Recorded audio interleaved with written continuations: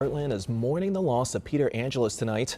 The Baltimore Orioles owner and high-profile attorney passed away this morning at the age of 94. His family tells 11 News that he had been ill for several years.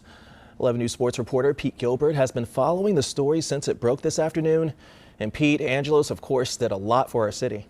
He really did. Regardless of the wins and losses on the field during Peter Angelos' time as owner of the Orioles, he has to be considered one of Baltimore's greatest citizens. As a lawyer, Angelos fought for the union workforce. He garnered huge awards for his clients in asbestos and tobacco lawsuits. And he was a philanthropist of great magnitude. The University of Baltimore and Baltimore Symphony Orchestra, huge benefactors.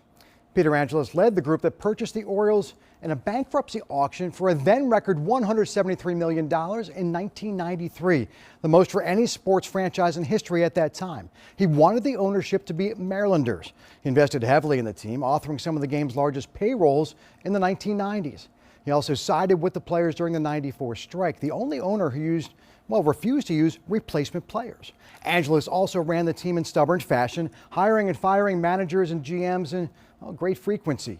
The 14 years of losing from 1998 through 2011 certainly damaged his legacy as an owner in town, but he also brought in the people to turn things around. Andy MacPhail, Buck Showalter, and Dan Duquette.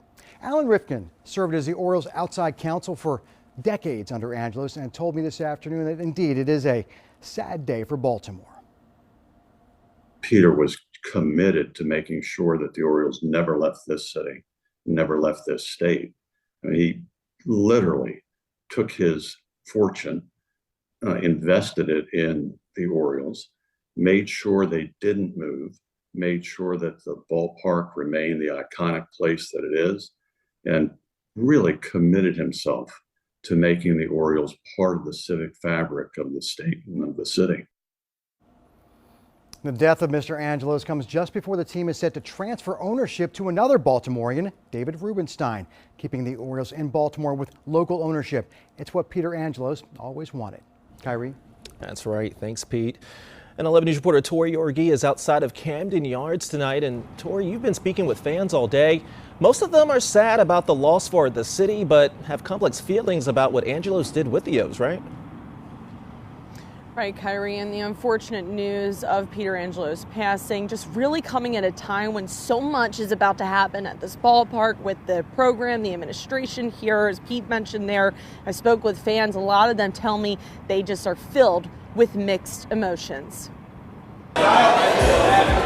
A room full of orange and black on the day we've learned former Orioles owner Peter Angelos has passed away. Obviously, it's upsetting, whenever somebody passes, and he obviously was good for us for a long, long time. It's a sad day.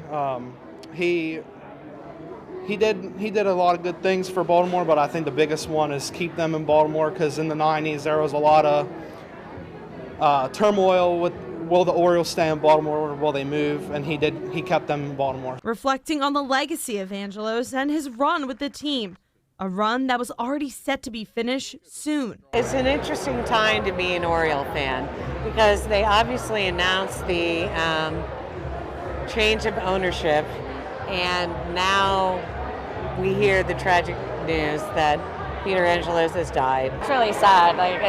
Everyone's excited about the new life coming into the franchise and new owners and everything. But we had such a great run with Angelos as well. The Orioles have been rocking it for a long time. The news of Angelos coming just a few hours before O's fans filled Checker Spot Brewing Company for a spring training watch party. I'm feeling sorry for the Angelos family, and our heart goes out to them.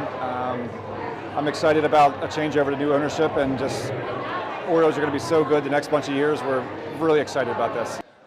All happening as the O's are on deck for a new chapter. Opening day is Thursday, 3:05. I'll be right here at 9 o'clock in the morning. In Elias we trust. Let's go O's! And we can tell you that Peter Angelos passing will not impact the timeline when it comes to the change of ownership for the Orioles. Live tonight from Camden Yards, I'm Tori Orgi, WBAL TV 11 News. Kyrie?